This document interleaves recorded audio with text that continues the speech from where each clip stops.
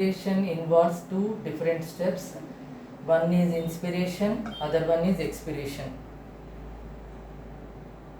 In the human respiration, diaphragm plays a key role. This is what the diaphragm, which is parabola shaped structure, which is a muscular structure which separates the thoracic cavity from the abdominal cavity. During inspiration, this muscular layer structure, it pushed down, it flattened. At the same time, the 12 pairs of ribs, they will be pushed forward. So the volume inside the chest cavity increases. According to Boyle's law, volume is always inversely proportional to its pressure.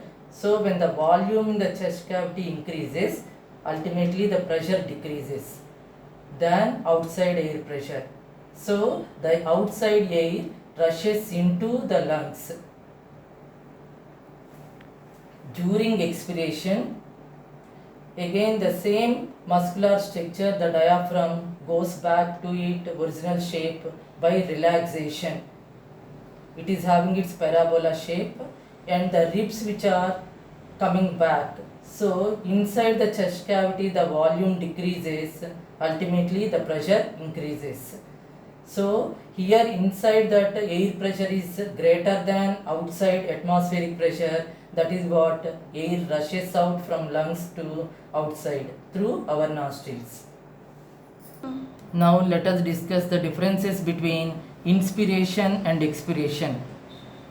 Air enters from outside, air goes into the lungs is called inspiration.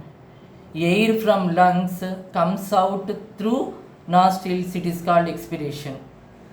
Diaphragm goes for contraction and it will be flattened and it moves in the downward direction during inspiration, but expiration time diaphragm goes for relaxation and it is attaining its own dome shape. Volume in the thoracic cavity increases during inspiration, volume in the thoracic cavity decreases during expiration. The pressure in the lungs decreases during inspiration, pressure in the lungs increases during expiration. Ribs pushed forward during inspiration, ribs back to original place during expiration.